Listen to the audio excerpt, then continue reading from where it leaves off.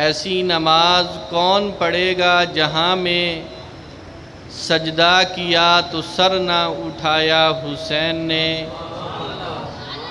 سب کچھ خدا کی راہ میں قربان کر دیا، اصغر سا پھول بھی نہ بچایا حسین نے۔ تمام حضرات عقیدت، محبت، پیار سے، عبادت کی نیت سے درود پاک پڑھ لیں۔ اللہم صلی علی محمد وعلی آل محمد کما صلیت علی ابراہیم وعلی آل ابراہیم انکا حمید مجید۔ اللہم بارک علی محمد وعلی آل محمد کما بارکت علی ابراہیم وعلی آل ابراہیم انکا حمید مجید۔ صلی اللہ علی حبیبہ محمد وآلہ وسلم۔ محترم سامعین، آج ہم سارے کے سارے یہاں پر نواسہ رسول، جگر گوشہ بطول، ابو عبداللہ سیدنا حسین ابن علی رضی اللہ تعالی عنہ کا ذکر، ان کے فضائل، مناقب، اخلاق، کردار اور شہادت کو سننے کے لیے، بیان کرنے کے لیے جمع ہیں۔ دعا ہے کہ اللہ تبارک و تعالی ہم سب کی اس حاضری کو اپنی بارگاہ میں قبول و منظور فرمائے۔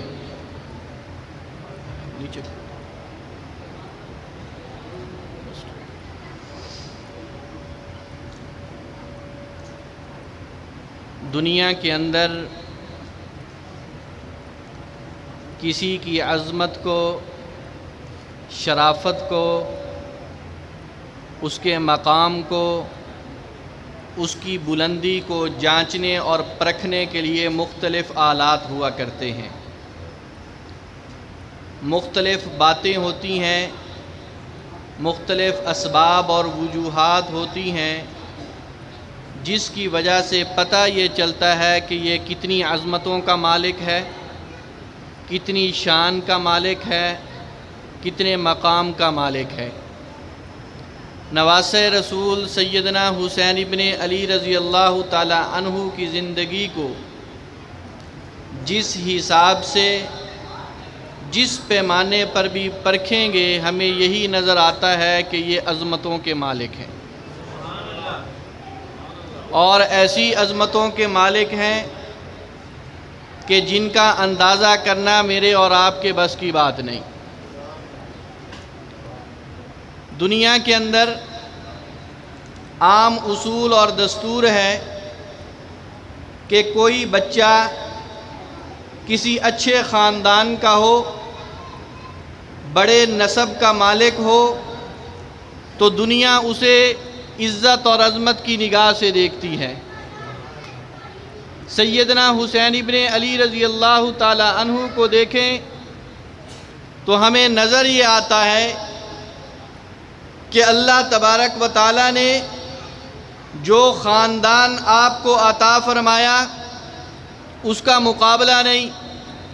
نانے محمد مصطفیٰ کریم صلی اللہ علیہ وسلم، نانی اماں خدیجۃ الکبریٰ رضی اللہ تعالی عنہا، اماں خاتون جنت فاطمہ الزہرا، ابا حیدر کرار حضرت علی کرم اللہ وجہہ، خاندانی اعتبار سے، نسب اور قوم اور قبیلے کے اعتبار سے عظمت اور عزت جو اللہ نے ان نواسوں کو عطا فرمائی کسی اور کے حصے میں نہیں آئی۔ بچہ پیدا ہو جائے، عام اصول اور دستور یہ ہوتا ہے کہ سب سے پہلی خوراک جو بچے کے پیٹ میں جاتی ہے، جسے ہم اپنی زبان میں گھٹی کہتے ہیں، اس کے بارے میں ہم یہ ذہن رکھتے ہیں کہ بچہ پیدا ہوا ہے، اس کو گھٹی جو دے تو کسی شریف آدمی سے دلوائی جائے، کسی نیک آدمی سے دلوائی جائے، کسی بزرگ سے دلوائی جائے، اور کوئی اچھی اور عمدہ اور اعلیٰ چیز ہونی چاہیے جو اس بچے کی پہلی خوراک بنے، جس کا اثر اس کی جوانی میں بھی نظر آئے، جس کا اثر اس کے بڑھاپے میں بھی نظر آئے۔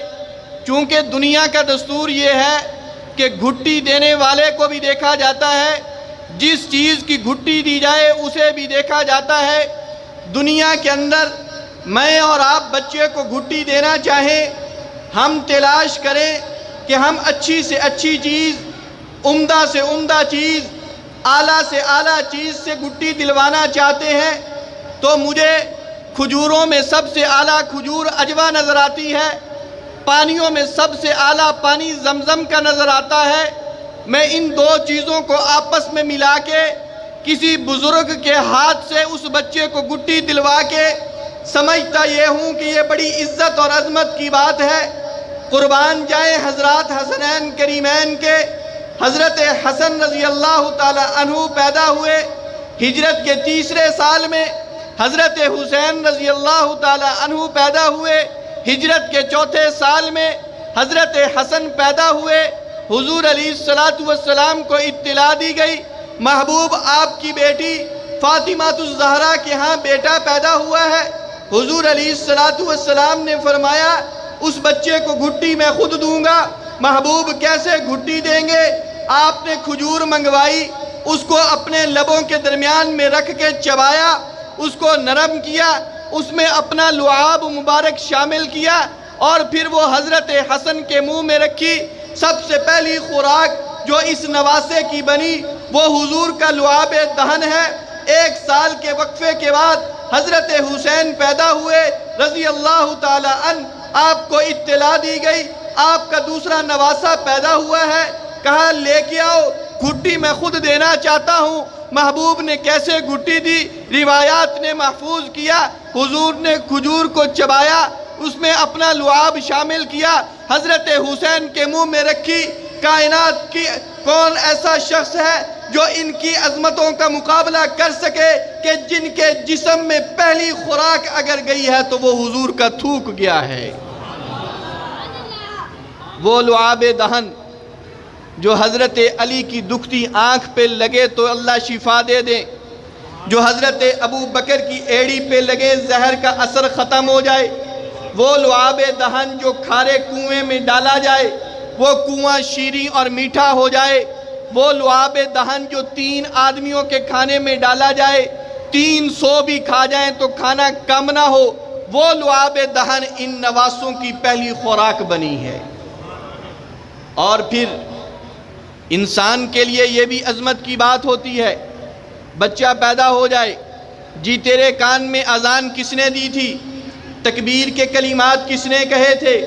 اگر کسی کے کان میں کسی بزرگ نے، اللہ والے نے، ولی اللہ نے اذان اور تکبیر کے کلمات کہے ہوں، وہ کہتا ہے میں بڑا خوش قسمت ہوں، فلاں بزرگ موقع پر موجود تھے، انہوں نے میرے کان میں اذان اور تکبیر کے کلمات کہے۔ حضرات حسنین کریمین، اللہ ان کی عظمتوں کا مقابلہ کون کر سکے گا؟ حضور علیہ السلام نے حضرت حسن کے کان میں بھی اذان خود دی، حضرت حسین کے کان میں بھی اذان خود دی۔ اور یہ بھی بڑی عجیب بات ہے، آپ روایات اٹھا کے دیکھیں، آپ کو پورے ذخیرہ احادیث میں ایک حدیث بھی ایسی نہیں ملے گی جس میں آپ کو یہ نظر آئے کہ حضور علیہ السلام نے ساری زندگی میں مسجد میں کھڑے ہو کے نماز کے لیے اذان کہی ہو۔ آپ نے کبھی مسجد میں اذان نہیں کہی، نماز کے لیے اذان نہیں دی، زندگی میں ایک مرتبہ بھی نہیں کہی ہے۔ نماز کے لیے اذان دینے کی باری آئی، حضور علیہ السلام نے حکم دیا بلال حبشی رضی اللہ عنہ کو، بلال اذان کے کلمات سیکھو، تم اذان کہا کرو۔ آپ نے حکم دیا ابو محذورہ کو اذان سیکھو، اذان دیا کرو۔ آپ نے حکم دیا ابن ام مکتوم کو اذان کے کلمات سیکھ لو، تم اذان دیا کرو۔ اسی طرح دیگر صحابہ کو حکم دیا تم اذان کہا کرو۔ ساری زندگی میں نماز کے لیے ایک مرتبہ بھی محبوب پیغمبر نے اپنی زبان سے اذان کے کلمات ادا نہیں کیے، لیکن ان حسنین کریمین کی عظمتوں کے کیا کہنے جب ان کے کان میں اذان دینے کی باری آئی ہے حضور نے خود اذان کے کلمات ادا فرمائے۔ یہ عظمت بھی ان نواسوں کے حصے میں آئی۔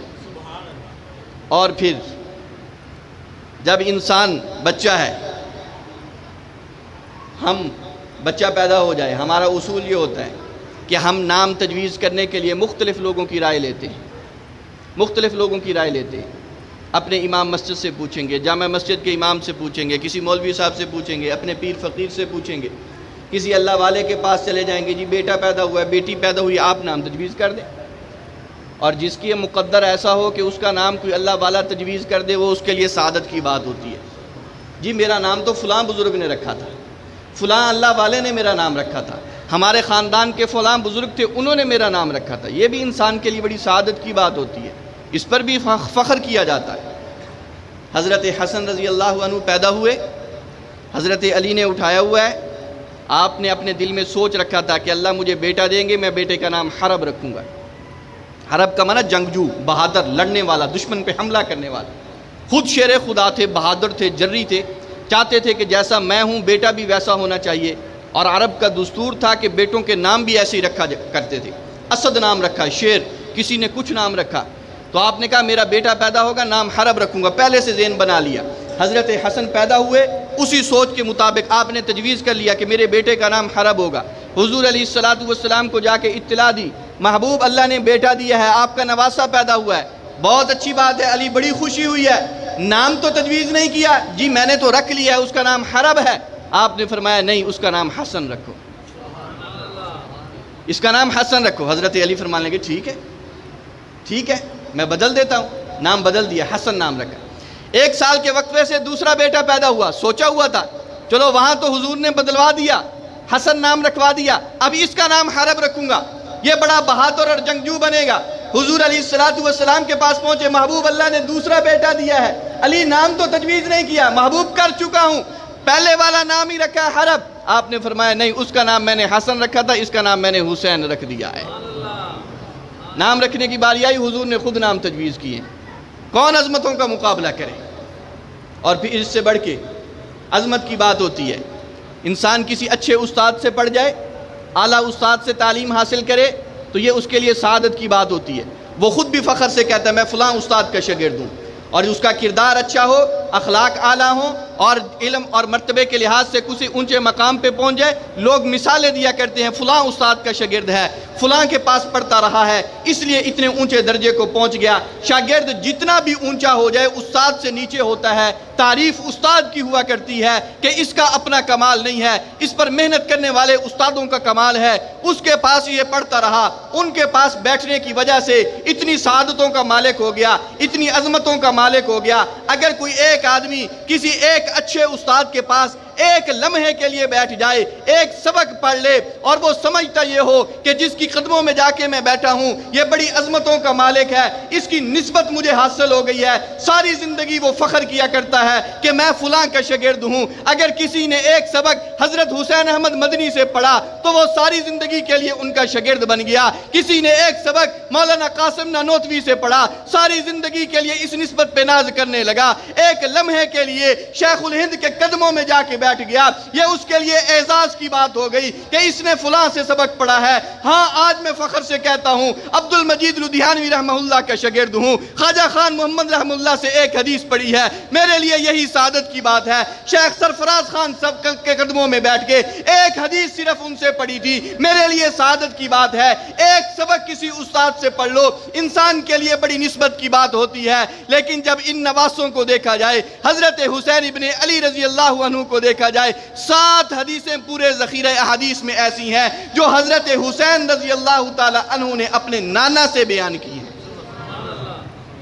جن میں براہ راست اپنے نانا کی شاگردی حاصل کی ہے، اور وہ روایت جب بیان کرتے ہیں تو عجیب محبت کا انداز ہے۔ عام محدثین جب حدیث کو بیان کرتے ہیں ان کا انداز کیا ہوتا ہے؟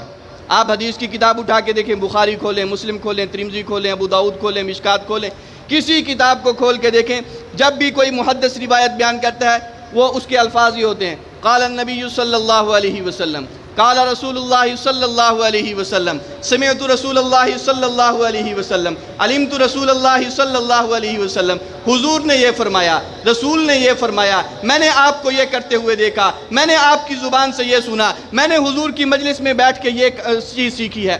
جب بھی کوئی بیان کرتا ہے وہ یا نبی رسول اللہ کہتا ہے یا رسول اللہ صلی اللہ علیہ وسلم کا لفظ استعمال کرتا ہے، لیکن حضرت حسین رضی اللہ تعالی عنہ جب اپنے نانے کی حدیث کو بیان کرتے ہیں تو وہ قال النبی نہیں کہتے، قال رسول نہیں کہتے، بلکہ وہ یوں کہا کرتے تھے علمنی رسول اللہ صلی اللہ علیہ وسلم سمعت جدی رسول اللہ صلی اللہ علیہ وسلم۔ یہ حدیث میں نے اپنے نانا سے سنی ہے، یہ عمل میں نے اپنے نانا سے سیکھا ہے، اور انہوں نے اس کو اس طرح بیان کیا ہے، اور بہت ساری چیزیں انہوں نے ذکر کی۔ حضرت حسین رضی اللہ عنہ فرماتے ہیں ہم چھوٹے بچے ہوتے تھے، حضور ہمیں اپنے پاس بٹھا لیتے تھے، بھائی حسن کو دائیں طرف بٹھاتے، مجھے بائیں طرف بٹھاتے، کبھی ہمیں اپنے سامنے بٹھا لیتے، کبھی دونوں کو گود میں بٹھا لیتے، اور بٹھانے کے ساتھ ساتھ محبت بھی کرتے، پیار بھی کرتے، چومتے بھی تھے، سونگتے بھی تھے، لیکن اس کے ساتھ ساتھ چھوٹی چھوٹی چیزیں بھی یاد کرواتے تھے۔ حضرت حسین رضی اللہ عنہ کہتے ہیں قل اعوذ برب الفلق قل اعوذ برب الناس، یہ قرآن کی آخری دو صورتیں یہ ہمیں ہمارے نانا نے یاد کروائی تھی۔ حضرت حسین فرماتے ہیں کہ دعائے قنوت جو وطروں کے اندر پڑھی جاتی ہے یہ ہمیں ہمارے نانا نے یاد کروائی تھی۔ وہ فرماتے ہیں کہ التحیات للہ والصلوات، یہ تشہد جو ہے یہ ہمیں ہمارے نانا نے یاد کروایا تھا۔ حضرت حسین فرماتے ہیں کہ بسم اللہ لا یضر مع اسمہ شیء فی الارض ولا فی السماء وہو السمیع العلیم، یہ دعا ہمیں ہمارے نانا نے سکھائی تھی۔ نماز پڑھنے کی پوری ترتیب یہ ہمیں ہمارے نانا نے سکھا دیا تھا۔ ایک ایک چیز، چھوٹا چھوٹا عمل حضور علیہ السلام نے سکھائے۔ شاگردی حضور کی حاصل کی ہے تو جو حضور کا شاگرد ہو، اپنے نانا کا شاگرد ہو، امام الانبیاء کا شاگرد ہو، خاتم النبیین والمرسلین کا شاگرد ہو، اس حسن اور حسین کی عظمتوں کے کیا کہنے کہ اللہ نے بچپن کے اندر سارے کے سارے فضائل جو کسی عام انسان کے بارے میں سوچے جا سکتے ہیں اللہ نے وہ سارے ان نواسوں کو عطا فرما دیے، اور یہ چیزیں تو دی ہی دی۔ اس کے ساتھ ساتھ سب سے بڑھ کے اللہ نے حضور کی سب سے زیادہ محبت بھی ان نواسوں کو عطا فرمائی۔ روایات میں آتا ہے حضور بڑی محبت کرتے تھے، آپ پہلے سن رہے تھے، مختلف واقعات آپ نے سنے، علماء سے آپ سنتے رہتے ہیں حضور کی محبت کا انداز کیا تھا۔ صحابہ کہتے ہیں ہم حضور صلی اللہ علیہ وسلم کو دیکھتے، آپ حضرت حسن حضرت حسین سے محبت کرتے، لیکن ساری دنیا کے انسانوں سے محبت کرنے کا انداز جدا تھا۔ عام طور پر بچے سے محبت جو کی جاتی ہے تو اسے چوما جاتا ہے، چوما جاتا ہے، کبھی پیشانی پہ بوسہ دے دیا، کبھی لبوں پہ بوسہ دے دیا، کبھی رخساروں پہ بوسہ دے دیا، چوما جاتا ہے بچے کو۔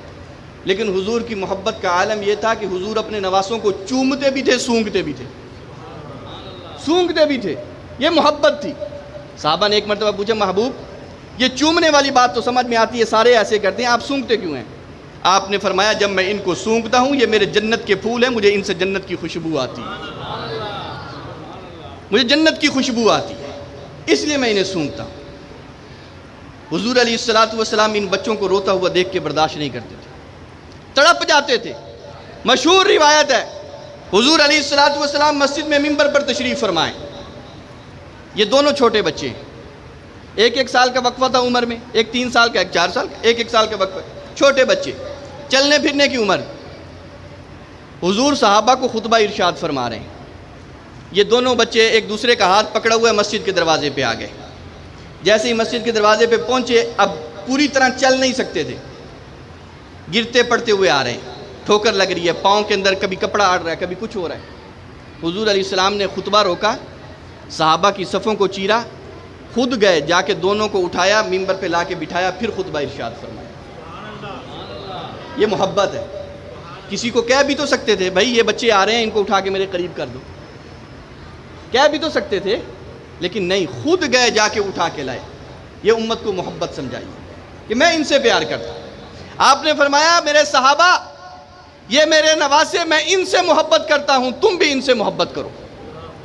اور ایک موقع پر حضور نے فرمایا اللہ میں ان سے پیار کرتا ہوں، تو بھی ان سے پیار کر، اور جو ان سے پیار کرے تو ان سے بھی پیار کر، جو ان سے محبت کرے تو ان سے بھی محبت کر۔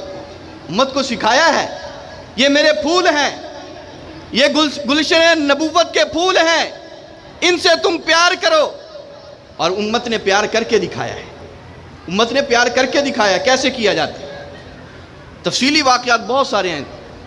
حضرت ابو بکر صدیق رضی اللہ تعالیٰ عنہ کا دور خلافت ہے، امیر المومنین ہے، خلیفۃ الرسول ہے، مسجد نبوی کے امام ہیں۔ صحابہ کو نماز پڑھائی، نماز پڑھا کے مسجد سے باہر نکلے، آپ کے امام صاحب ہوں، مسجد سے نماز پڑھا کے نکلیں، باہر بچے کھیل رہے ہوں، اپنا نہیں کسی اور کا بچہ کھیل رہا ہو، اس کو پکڑ کے اٹھا کے سینے سے لگائیں، اس کو بوسے دینے شروع کریں، آپ کہیں گے مولوی صاحب خیر ہے؟ آج کیا ہو گیا ہے؟ اپنا بچہ نہیں ہے، کسی اور کا خیر ہے؟ آج اتنا پیار اس سے کر رہے ہو؟ حضرت ابو بکر صدیق رضی اللہ عنہ باہر نکلے، سامنے بچے کھیل رہے ہیں، چھوٹے چھوٹے بچے۔ حضرت ابو بکر صدیق دیکھتے رہے، ایک بچے کو اٹھایا، سینے سے لگا لیا، سینے سے لگایا، بوسے دینے لگے۔ حضرت علی رضی اللہ تعالیٰ عنہ ساتھ تھے۔ حضرت علی کہنے لگے ابو بکر بھول تو نہیں گئے یہ تیرا بیٹا نہیں ہے؟ یہ تیرا بیٹا نہیں ہے، بھول تو نہیں گئے؟ آپ نے یوں کر کے دیکھا، آپ نے فرمایا علی اگر میرا نہیں ہے تو تیرا بھی نہیں ہے، اگر میرا نہیں ہے تو تیرا بھی نہیں ہے۔ حضرت علی کہنے لگے دیکھو میرا ہی ہے، دیکھو میرا ہی ہے، نہیں نہیں تیرا نہیں ہے، میرا بیٹا حسین ہے، فاطمہ کے پیٹ سے پیدا ہوا ہے، میں اس کا ابا ہوں۔ حضرت ابو بکر صدیق نے بڑا عجیب جملہ فرمایا علی ابن لعلی و شبہ للنبی صلی اللہ علیہ وسلم، بیٹا تو تیرا ضرور ہے لیکن مشابہ حضور کے ہے، اس لیے اسے محبت کر رہا۔ روایات میں آتا ہے، صحابہ کہتے ہیں حضرت حسن رضی اللہ تعالی عنہ جو تھے، ان کا جسم کا اوپر والا حصہ سینے سے اوپر تک یہ سارا حضور کے مشابہ تھا۔ آپ کے بال، سر، آنکھیں، چہرہ، رخسار، گردن، سینہ، یہ بالکل حضور علیہ السلام کے مشابہ تھا۔ اور حضرت حسین رضی اللہ تعالیٰ عنہ کا نچلا وجود سینے سے لے کر پاؤں تک، یہ سارا کا سارا وجود حضور کے مشابہ تھا۔ اور صحابہ کہتے ہیں جب حضور علیہ السلام کا انتقال ہو گیا، آپ اس دنیا میں نہ رہے، آپ کی یاد ستاتی تھی، محبت تنگ کرتی تھی، آپ کو دیکھنے کا دل کرتا تھا، ان دونوں نواسوں کو یوں سامنے کھڑا کر لیتے تھے، حضرت حسن کے چہرے کو دیکھتے، حضرت حسین کے وجود کو دیکھتے حضور کی یاد تازہ ہو جاتی تھی۔ تو فرمایا ابن لعلی و شبہ للنبی، علی بیٹا تیرا ضرور ہوگا لیکن مشابہ حضور کے ہے، اس لیے پیار کر رہا۔ صحابہ نے اس انداز میں محبت کی۔ حضرت ابو ہریرہ رضی اللہ تعالیٰ عنہ حافظ الحدیث ہیں، سب سے زیادہ حدیثیں بیان کرنے والے، حضور کے بڑے قریبی ساتھی، ہر وقت حضور کے در پہ پڑے رہتے تھے۔ ایک مرتبہ حضور علیہ السلام کے بعد کی بات ہے، حضرت حسن بڑے ہو گئے، جوان ہو گئے، اس زمانے کی بات ہے، کسی جنازے میں تشریف لے گئے۔ اب جنازے سے واپس آئے تو حضرت حسین بھی آ رہے ہیں جنازہ پڑھ کے، نواسہ رسول تھے تو صحابہ نے ساتھ چلنا شروع کر دیا، حضور کا نواسہ جا رہے ہیں۔ حضرت حسین چلتے چلتے ایک مقام پہ جا کے آپ بیٹھ گئے، کچھ دیر کے لیے آپ آرام کرنے کے لیے بیٹھے، تو جب آپ بیٹھے تو اونچی جگہ پتھر تھا، اس پہ آپ بیٹھ گئے اور آپ کے پاؤں ایسے زمین کی طرف لٹکے ہوئے تھے۔ حضرت ابو ہریرہ رضی اللہ تعالی عنہ بھی اسی قافلے میں تھے جو جنازہ پڑھ کے آپ کے ساتھ ساتھ آ رہا تھا۔ جب آپ یوں اس انداز میں آ کے بیٹھے، حضرت ابو ہریرہ رضی اللہ عنہ نے اپنے سر کی چادر اتاری، کندھے سے رومال چادر اتاری اور حضرت حسین کے قدموں میں بیٹھ گئے، اور قدموں میں بیٹھ کے آپ کے پاؤں کو پکڑا اور اپنے سر کی چادر کے ساتھ اسے صاف کرنا شروع کر دیا۔ حضرت حسین ابن علی کی نظر پڑی، آپ فوراً تڑپ گئے، اپنے پاؤں کو پیچھے کھینچ لیا، کہا چچا جان آپ کیا کر رہے ہو؟ آپ میرے نانا کے صحابی ہو، میرے ابا علی المرتضیٰ کے آپ ساتھی ہو، ہمارے لیے چچا کے قائم مقام ہو، عمر میں ہم سے اتنے بڑے ہو، امت کے محدث ہو، حافظ الحدیث ہو، لوگوں کو حدیثیں پڑھاتے ہو، آپ میرے قدموں میں بیٹھ کے میرے پاؤں صاف کر رہے ہو، کیوں ایسی گستاخی کر رہے ہو؟ حضرت ابو ہریرہ طرف کے کہنے لگے میرے محبوب آپ کیسے یہ بات کر سکتے ہیں؟ میں نے تو تیرے نانا سے یہ حدیث سنی تھی، حضور علیہ السلام نے ایک موقع پہ فرمایا تھا اللہ میں اس بچے سے پیار کرتا ہوں، تو بھی اس سے پیار کر، جو اس سے پیار کرے تو اس سے بھی پیار کر، میں تو محبت کر کے اپنے لیے جنت کے دروازے کھلوا رہا ہوں۔ اس انداز میں محبت۔ حضرت عبداللہ بن عباس رضی اللہ تعالیٰ عنہ حج پہ جا رہے ہیں، سواری پہ سوار ہے، راستے میں کیا دیکھا کہ حضرت حسین کا قافلہ بھی جا رہا ہے حج پہ۔ یہ بات یاد رکھیں، حضرت حسین رضی اللہ تعالیٰ عنہ نے زندگی میں 25 حج کیے ہیں، 25 کتنے؟ 25 حج کیے ہیں، اور سارے کے سارے حج آپ نے پیدل کیے ہیں، سواری پہ ایک بھی نہیں، سارے پیدل، پیدل جاتے تھے، پیدل واپس آتے تھے۔ حضرت عبداللہ بن عباس وہ آ گئے، وہ سواری پہ سوار ہے، آگے یہ قافلہ پیدل جا رہا ہے۔ حضرت ابن عباس نے جب دیکھا تو دیکھتے ہی اپنی سواری سے نیچے اتر گئے، انہوں نے سمجھا کہ شاید نواسہ رسول کے پاس سواری نہیں ہوگی اس لیے پیدل جا رہے ہیں۔ کہا میری سواری حاضر ہے، آپ اس پہ بیٹھ جائیں۔ انہوں نے کہا نہیں، میری عادت ہے میں پیدل جاتا ہوں، پیدل واپس آتا ہوں، آپ کی سواری آپ جاؤ۔ کہا یہ کیا بات ہوئی؟ اور عجیب جواب دیا کہ پیدل کیوں جاتے؟ کہا جب میں مدینے سے جاتا ہوں مکے کی طرف تو مجھے بیت اللہ نظر آتا ہے، اللہ کے انوارات اور تجلیات کا مرکز نظر آتا ہے، میرا دل نہیں چاہتا کہ سواری پہ سوار ہو کے جاؤں، اس لیے پیدل جاتا ہوں۔ اچھا واپس پیدل کیوں آتے ہیں؟ فرمایا جب مکے سے چلتا ہوں میری نظر روضہ رسول پہ ہوتی ہے، مجھے حیا آتی ہے کہ نانے کے روضے کی طرف جا رہا ہوں اور سواری پہ سوار ہو کے جاؤں، اس لیے میں پیدل آتا ہوں۔ عبداللہ بن عباس کہنے لگے حضرت اگر آپ سواری پہ نہیں جانا چاہتے تو میں بھی اپنی سواری پیچھے بھیج دیتا ہوں، آپ کے ساتھ پیدل جاؤں گا۔ انہوں نے کہا نہیں، آپ کی سواری ہے، آپ کی روٹین ہے، آپ چلے جائیں۔ کہا کہ یہ نہیں ہو سکتا کہ نواسے رسول پیدل چلے اور میں سواری پہ سوار ہو کے جاؤں، میں بھی آپ کے ساتھ پیدل جاؤں۔ اس انداز میں صحابہ محبت کیا کرتے تھے۔ مسلمات میں سے ہے اہل بیت سے محبت، نواسوں سے محبت صحابہ نے کر کے دکھائی ہے اور مثالیں رقم کر دی ہیں۔ حضرت عبداللہ بن عمر رضی اللہ تعالی عنہما حضرت عمر کے بیٹے ہیں، حضرت عمر خلیفہ ثانی ان کے بیٹے ہیں۔ حضرت عمر رضی اللہ تعالی عنہ امیر المومنین ہیں، دوسرے خلیفہ ہیں، 22 لاکھ مربع میل کے اکیلے حکمران ہیں۔ اب آپ اندازہ لگا لیں کہ جو ان کا بیٹا ہے وہ کس شان کا مالک ہوگا۔ وزیر اعظم کا بیٹا ہو، صدر کا بیٹا ہو، وہ کس شان کا مالک ہوتا ہے؟ حضرت عمر کے بیٹے ہیں، امیر المومنین کے بیٹے ہیں، اتنی بڑی سلطنت کے والی ہیں، ان کے بیٹے ہیں عبداللہ بن عمر۔ اور پھر صرف بیٹے ہی نہیں، حضور کے صحابی بھی ہیں، جنگ بدر میں بھی لڑ چکے ہیں، احد میں بھی جا چکے ہیں، بڑے بڑے صحابہ کے برابر ان کا نام آتا ہے، ایسے ہیں۔ ایک موقع ایسا آیا، حضرت عبداللہ بن عمر، کیونکہ وہ بھی تو امیر المومنین کے بیٹے تھے، شہزادے تھے، ان کی حضرت حسین رضی اللہ تعالی عنہ کے ساتھ کسی بات پر تکرار ہو گئی، بات چیت ہو گئی ایک دوسرے کے ساتھ۔ جب تکرار شروع ہوئی، بات بڑھتے بڑھتے حضرت حسین رضی اللہ تعالی عنہ نے ناز کے انداز میں کہہ دیا، عبداللہ تو ہمارا کیا مقابلہ کرے گا، تو تو ہمارے غلام کا بیٹا ہے، تو ہمارا مقابلہ کرے گا، تو ہمارے غلام کا بیٹا ہے، یا ابن الغلام۔ حضرت عبداللہ کو بڑا غصہ آیا، یہ کہ میرے باپ کو غلام کہہ دیا، مجھے غلام کا بیٹا کہہ دیا۔ آ گئے اپنے والد کے پاس، ابا جان آپ نے ان نواسوں کو بڑا سر پہ چڑھا لیا ہے، بات عجیب باتیں کرتے ہیں، آپ کو کچھ سمجھتے ہی نہیں ہے۔ حضرت عمر نے کہا بتاؤ تو صحیح بات کیا ہے؟ کہا آپ کو غلام کہا، مجھے غلام کا بیٹا کہا، کیا کہا ہے؟ یا ابن الغلام کیا کہ مجھے بلایا ہے؟ حضرت عمر نے کہا جھوٹ تو نہیں بول رہے؟ کہا بالکل نہیں، دیکھ لو، سوچ کے بات کرو، میں پوری تحقیق کرواؤں گا۔ نے کہا نہیں، میں سچی کا بات کر رہا ہوں۔ اچھا اگر انہوں نے کہا ہے تو یقیناً وہ یہ بات لکھ کے بھی دیں گے، جاؤ حضرت حسین کے پاس اور ان کو کہو کہ یہ بات لکھ کے دو جو تم نے کہی ہے۔ حضرت عبداللہ نے کہا یہ کون سی بات ہے، ابھی لکھوا کے لاتا ہوں۔ حضرت عبداللہ گئے، حضرت حسین سے ملے، آپ نے تھوڑی دیر پہلے مجھے غلام کا بیٹا کہا، میرے باپ کو غلام کہا، یہ بات لکھ کے دیتے ہو؟ شہزادہ کیا عجیب انداز تھا، کہا یہ کون سی بات ہے، جب کہا ہے تو لکھ کے بھی دوں گا، میں کوئی بھاگتا ہوں اپنی بات سے؟ لا ابھی لکھ کے دیتا ہوں۔ چمڑے کا ٹکڑا لیا، اس پہ لکھ دیا عبداللہ تو ابن غلام ہے، ہمارے غلام کا بیٹا ہے۔ حضرت عبداللہ خوشی خوشی آ رہے ہیں کہ اب تو سزا ملے گی، اب تو کاروائی ہوگی، ثبوت بھی آ گیا۔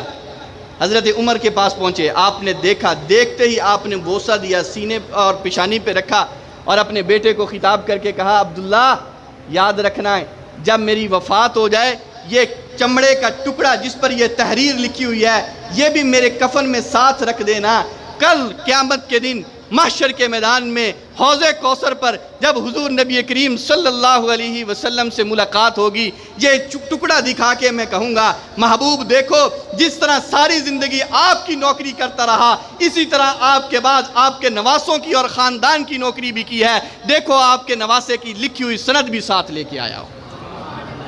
اس انداز میں محبت کی۔ حضرت فاروق اعظم رضی اللہ عنہ کا زمانہ ہے، ایران کا علاقہ فتح ہوا، ایران کا بادشاہ جو تھا اس کی بیٹی تھی شہزادی، شہر بانو اس کا نام، شہزادی ہے، بادشاہ وقت کی بیٹی ہے، وہ قید ہو کے آ گئی، گرفتار ہو کے آ گئی، جنگی قیدیوں میں جب آئی، حضرت علی رضی اللہ تعالیٰ عنہ موجود تھے۔ حضرت علی نے کہا امیر المومنین، باقی جو جنگی عورتیں ہیں ان کو تو بے شک آپ صحابہ میں مجاہدین میں تقسیم کر دیں، لیکن جو شہزادیاں ہوتی ہیں نا ان کے ساتھ ایسا سلوک نہیں ہونا چاہیے۔ شہزادیوں کا اپنا ایک مقام ہوتا ہے، ان کو اس طرح مجاہدین میں تقسیم کرنا یہ مناسب نہیں ہے، یہ روایت ختم ہونی چاہیے۔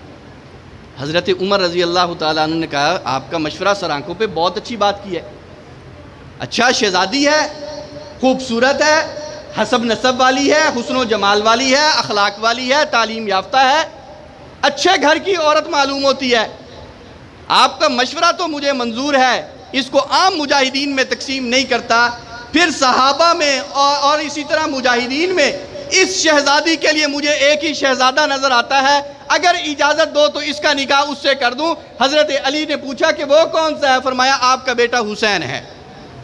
یہ شہزادی پھر اسی شہزادے کے مناسب لگتی ہے۔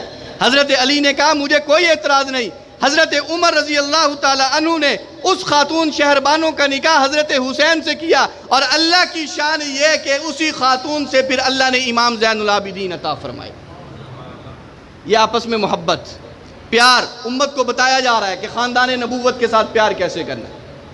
حضرت امیر معاویہ رضی اللہ تعالی عنہ کے بارے میں آتا ہے، ملک شام میں رہتے ہیں۔ ایک آدمی آ گیا حضرت امیر معاویہ کے پاس، جی میں مدینہ منورہ جا رہا ہوں، اگر آپ کو کوئی کام ہے تو مجھے بتا دیں، کوئی کام ہو تو بتا دیں۔ حضرت امیر معاویہ رضی اللہ تعالی عنہ نے کہا اور تو کوئی کام نہیں، ہاں ایک بات ہے، جب مدینہ جائے وہاں مسجد نبوی میں چلے جانا ہے۔ جی ٹھیک ہے۔ مسجد نبوی میں صحابہ کا حلقہ لگا ہوگا، وہاں ایک نوجوان بیٹھا ہوگا، بڑا خوبصورت ہوگا، بڑی اچھی گفتار ہوگی، بڑے میٹھے اس کے بول ہوں گے، اور بہت سارے لوگ اس کے پاس بیٹھ کے حضور صلی اللہ علیہ وسلم کی حدیث پڑھ رہے ہوں گے۔ جب تو جائے تو خاموشی سے جا کے بیٹھ جانا ہے، اور جب وہ حدیث بیان کر کے اپنے گھر جانے لگیں تو پھر ان کے پاس جانا، ان سے جا کے ملاقات کرنا اور ان کو بتانا میں شام سے آیا ہوں، امیر معاویہ نے مجھے بھیجا ہے اور انہوں نے سلام کہا ہے، اور وہ یہ کہتے ہیں کہ ایک مرتبہ ہاتھ اٹھا کے میرے لیے اللہ سے دعا کر دیجیے بس۔ اس نے کہا حضرت آپ نے نشانیاں تو ساری بتا دی ہیں لیکن نام نہیں بتایا، میں کیسے پہچانوں گا کہ کس سے دعا کروانی ہے؟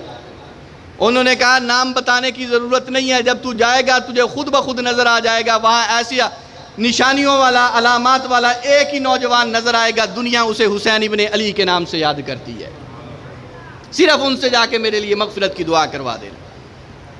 اس انداز میں حضرت حسین سے محبت، حضرت حسن سے محبت، حضرات اہل بیت سے محبت، حضرت فاروق اعظم رضی اللہ تعالی عنہ اپنی مجلس شورا میں اعلیٰ مقام دیا کرتے تھے، حضرات حسنین کریمین کو اپنے قریب بٹھایا کرتے تھے، حتیٰ کہ حضرت حسن حضرت حسین تشریف لاتے، حضرت فاروق اعظم رضی اللہ تعالیٰ عنہ کھڑے ہو کے ان کا استقبال کیا کرتے تھے، ان کے لیے پہلے سے زیادہ حصے متعین کیے۔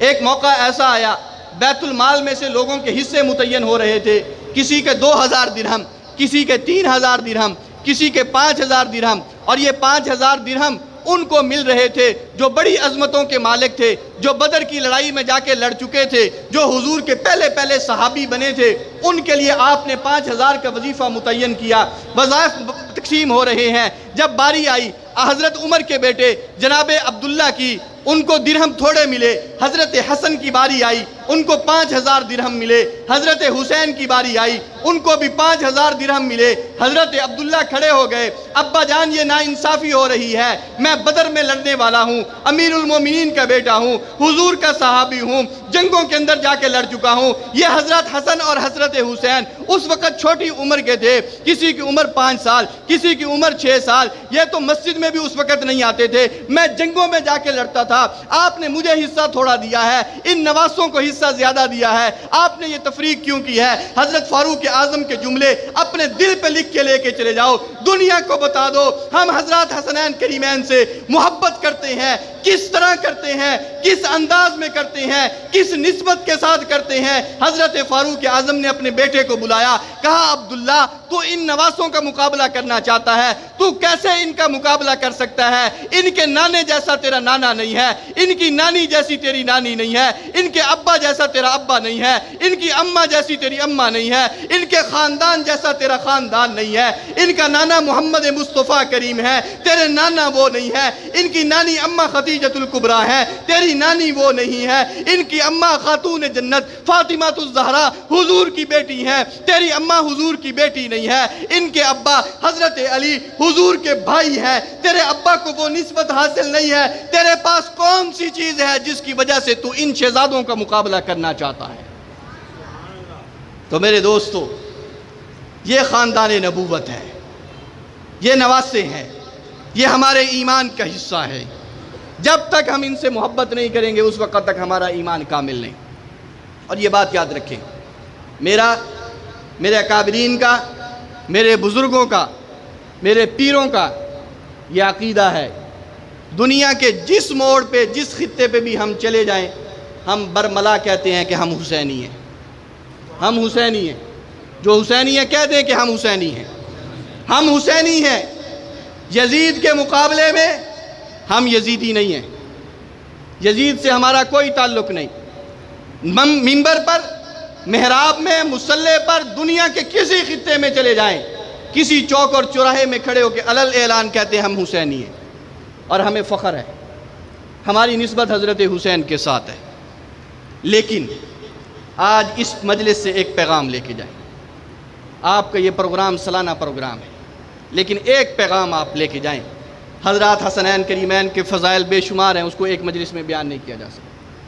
ان کے اخلاق، کردار، تعلیمات کا احاطہ نہیں کیا جا سکتا۔ شہادت کا واقعہ اپنی جگہ پر بہت دردناک ہے، المناک ہے، کما حق ہو، ایک مجلس کے اندر اس کو بھی بیان نہیں کیا جا سکتا۔ لیکن ایک سبق لے کے جائیں، ایک پیغام لے کے جائیں۔ ہر سال محرم کے مہینے میں حضرت حسین کے نام سے ہم جمع بھی ہو جاتے ہیں، فضائل بھی سنتے ہیں۔ ہمیں سبق کیا ملتا ہے اس واقعے سے؟ پورے ملک میں، پوری دنیا کے اندر حضرت حسین کے نام کی دھوم مچی ہوئی ہے، ہر جگہ پر حسینیت کے نعرے لگ رہے ہیں، لیکن ہمیں پیغام کیا مل رہا ہے؟ ایک سوال آپ سے کرتا ہوں، اگر آج یہاں پر بیٹھے ہوئے ابھی اسی وقت کوئی بندہ آ کے ہمیں پیغام دے، بھائی تمہارا کام بن گیا، تمہارا ویزا لگ گیا اور کل تم نے مدینے جانا، کوئی بندہ انکار کرے گا؟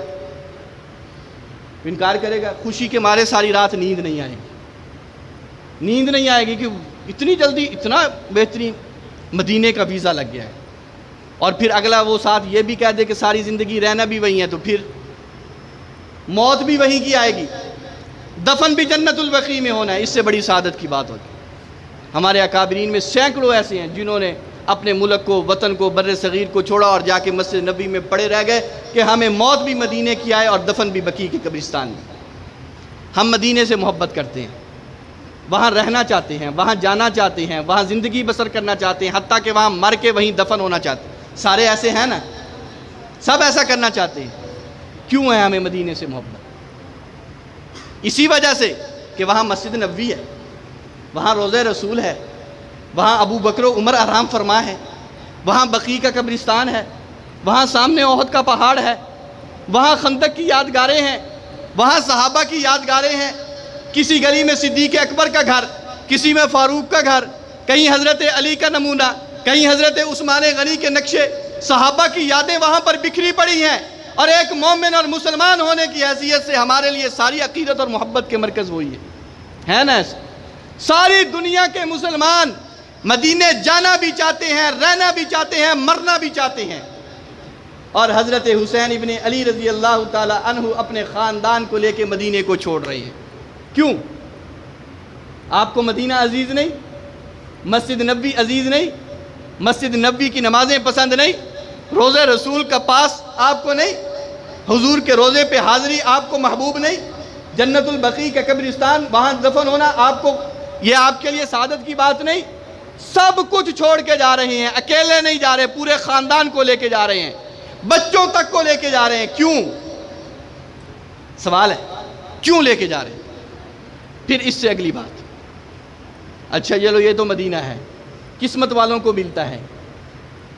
اگر کسی کو یہ پتہ چل جائے کہ کسی کو کہہ دیا جائے بھی آج تم نے جانا ہے اور جا کے مکے جانا ہے سیدھا، اور ساری زندگی مکے بسر کرنی ہے، وہیں رہو گے، وہیں مرو گے اور وہیں معلیٰ کے قبرستان میں دفن ہو جاؤ گے، اس سے بڑی سعادت کی بات اور کوئی ہو سکتی ہے؟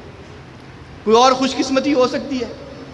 جی مکے جا رہا ہوں، کیوں جا رہے ہو؟ وہاں بیت اللہ ہے، وہاں حتیم ہے، وہاں حجر اسود ہے، وہاں مقام ابراہیم ہے، وہاں زمزم ہے، وہاں صفا ہے، مروہ ہے، وہاں عرفات ہے، مینا ہے، مزدلفہ ہے، نشانیاں ہی نشانیاں ہیں، حضور کا جائے پیدائش ہے، حضور کا لڑکپن وہی ہے، آپ کا بچپن وہی ہے، غار ثور وہی ہے، غار ہرا وہی ہے، ایک ایک چیز ہے۔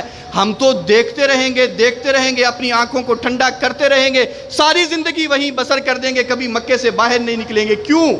اس لیے کہ یہ ساری چیزیں وہاں پر موجود ہیں۔ حضرت حسین مدینے کو بھی چھوڑ چکے ہیں اور پھر مکے میں آئے، اس کو بھی چھوڑ دیا، یہاں بھی نہیں رہے، یہاں سے بھی چلے گئے۔ آپ کو یہ مکہ عزیز نہیں تھا؟ بیت اللہ کی نمازیں آپ کو محبوب نہیں تھی؟ حتیم کے اندر نفل پڑھنا آپ کو محبوب نہیں تھا؟ حجر اسود کے بوسے آپ کو اچھے نہیں لگتے تھے؟ بار بار زمزم پینا آپ کو یہ محبوب نہیں تھا؟ مقام ابراہیم جو آپ کے آباء و اجداد کی نشانی تھی، اس کو دیکھنا آپ کو محبوب نہیں تھا؟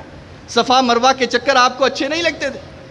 لیکن آپ نے چھوڑ دیا، خود بھی چھوڑا، بچوں کو بھی چھڑا دیا، سب چلے گئے۔ اور گئے کہاں؟ مدینے کو بھی چھوڑا، مکے کو بھی چھوڑا، چلے گئے کہاں گئے؟ بولو تو صحیح۔ کربلا میں، کربلا میں گئے۔ وہاں مسجد نبوی بھی نہیں، وہاں روضہ رسول بھی نہیں، وہاں بقیع کا قبرستان بھی نہیں، وہاں بیت اللہ بھی نہیں، حجر اسود بھی نہیں، زمزم بھی نہیں۔ کربلا ریت کا میدان ہے، ریت کا میدان ہے، دشمن ہی دشمن ہے، اور وہاں چلے گئے۔ یہ ہے وہ نقطہ، جو سبق ہے جو ہمیں حاصل کرنا چاہیے کہ آپ نے سب کچھ چھوڑا۔ کس لیے چھوڑا؟ حکومت کے لیے نہیں، اقتدار کے لیے نہیں، قوت کے لیے نہیں، طاقت کے لیے نہیں، جماعت کے لیے نہیں، جتھے کے لیے نہیں، دنیا کے اعتبار سے کسی منصب کے لیے نہیں۔ جتنی محبت آپ کو مدینہ میں ملی کسی اور شہر میں نہیں مل سکتی، جو آپ کو مقام مکہ میں مل سکتا تھا دنیا کے کسی خطے میں نہیں مل سکتا تھا، جو آپ کے چاہنے والے مدینہ اور مکہ میں موجود تھے دنیا کے کسی کونے میں ایسے دیوانے نہیں ہو سکتے۔ آپ سب کچھ چھوڑ کے جا رہے ہیں، حکومت کے لیے نہیں، مال و دولت کے لیے نہیں، پیسے کے لیے نہیں، اقتدار کے لیے نہیں، آنے والی امت کو پیغام دے کے جا رہے ہیں۔ میں نے حضور کا شہر چھوڑا ہے، آپ کا روزہ چھوڑا ہے، مسجد نبوی کی نمازیں چھوڑی ہیں، بیت اللہ چھوڑا ہے، حرم چھوڑا ہے، ایک نماز پر 1,00,000 نماز کی ثواب وہ میں نے چھوڑا ہے، صرف اس لیے، دین کے لیے، اعلاء کلمت اللہ کے لیے، شریعت کے لیے، اپنے جانے کے دین کو پوری دنیا میں مضبوط کرنے کے لیے۔ جو اس دین کے دشمن تھے ان سے ٹکر لینے کے لیے، ان کی مخالفت کے لیے، ان کو سبق سکھانے کے لیے میں نے سب کچھ چھوڑ دیا۔ آج ہمیں یہ پیغام ملتا ہے واقعہ کربلا سے کہ ایک مومن کے نزدیک، ایک مسلمان کے نزدیک، بلکہ یوں کہوں گا حسینی ہونے کا تقاضا یہ ہے کہ جب دین کے مقابلے میں مال چھوڑنا پڑ جائے مال چھوڑ دو، شہر چھوڑنا پڑ جائے شہر چھوڑ دو، اقتدار چھوڑنا پڑ جائے اقتدار چھوڑ دو، رشتہ داروں کو چھوڑنا پڑے رشتہ داروں کو چھوڑ دو۔ ایک حسینی کے لیے سب سے زیادہ محبوب چیز اگر کوئی ہو تو وہ اللہ کا دین ہونا چاہیے۔ یہ سبق ہمیں یاد ہونا چاہیے۔ آج ہم اپنے آپ کو حسینی کہتے ہیں لیکن دین ہمیں اتنا محبوب نہیں ہے، شریعت ہمیں اتنی محبوب نہیں ہے، اعلاء کلمت اللہ کے لیے ہماری اتنی محنت نہیں ہے۔ ہم یہ سبق لے کے جائیں کہ ہمارا سب کچھ قربان ہو سکتا ہے لیکن دین محمدی پر آنچ نہیں آنے دیں گے۔ کوشش کریں گے نہیں؟ کوشش کریں گے نا سارے ساتھ؟ حسینی ہونے کا تقاضا یہی ہے، حسینیت یہی ہے۔ مسجد کے ساتھ تعلق مضبوط، دینداروں کے ساتھ تعلق مضبوط، قرآن کے ساتھ تعلق مضبوط، مدرسے کے ساتھ تعلق مضبوط، جہاں سے یہ دین ہمیں مل رہا ہے، جہاں سے یہ دین کے چشمے پھوٹ رہے ہیں، ان ساری چیزوں کے ساتھ تعلق مضبوط ہوگا۔ اسی کا نام حسینیت۔ ایک حسینی ہونے کا تقاضا یہ ہے، ہماری مسجد آباد ہونی چاہیے، ہمارے مدرسے آباد ہونے چاہیے، ہمارے بچوں کی زبان پر قرآن کی تلاوت ہونی چاہیے، ہمارے بچوں کے سینے قرآن کے لیے اماج گاہ اور حفاظت گاہ بن جانے چاہیے۔ حضرت حسین رضی اللہ تعالیٰ عنہ کے واقعے کربلا سے ایک ایک قدم پر ہمیں یہ سبق ملتے ہیں۔ اس لیے میرے دوستو ان سبقوں کو یاد کر کے جائیں، اور آج کے بعد یہ عزم کریں، تہیہ کریں کہ ہم محلے کی مسجد کو آباد کریں گے کہ نہیں کریں گے؟ نمازوں سے آباد کریں گے، قرآن کی تلاوت سے آباد کریں گے، ذکر اذکار سے آباد کریں گے۔ ہمارے محترم ابھی تھوڑی دیر پہلے ملاقات ہوئی، پہلی ملاقات ہے آپ کے پاس، پہلی مرتبہ حاضری ہوئی ہے۔ ابھی بتا رہے تھے ماشاءاللہ 2 مسجدیں ہیں، 2 مدرسے ہیں، بچیوں کے لیے بھی بنات کا مدرسہ ہے، اور پورا تعلیمی سلسلہ ایک جاری کیا ہوا ہے۔ آپ خوش قسمت ہیں، بہت خوش قسمت ہیں، اللہ نے آپ کو اپنے گاؤں کی سطح پر ایسا ماحول فراہم کر دیا ہے۔ اب اس کو مضبوط کرنا، اس کو آباد کرنا، اس کو جاری اور ساری رکھنا، اس کی ضروریات کا خیال رکھنا، یہ آپ کی ذمہ داری ہے۔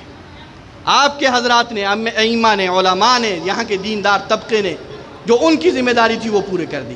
یہ مسجد ماشاءاللہ ابھی تعمیر کے مراحل میں ہے اور دور تک پھیلی ہوئی ہے، وسیع ہو گئی ہے، تو مسجد کی ضروریات یہ بھی آپ پوری کیا کریں، مسجد کے ساتھ محبت رکھیں۔ یہ حسینیت اسی چیز کا نام ہے، ورنہ اگر مسجد سے تعلق نہیں تو یہ یزیدیت، اس کو تو حسینیت نہیں کہا جاتا۔ حضرت حسین کی ساری محنت جو تھی وہ اسی کے لیے تھی۔ آپ کی قربانی کا سب سے بڑا سبق یہی ہے کہ دین زندہ ہونا چاہیے۔ وہ کہتے ہیں نا، قتل حسین اصل میں مرگ یزید ہے، اسلام زندہ ہوتا ہے ہر کربلا کے بعد۔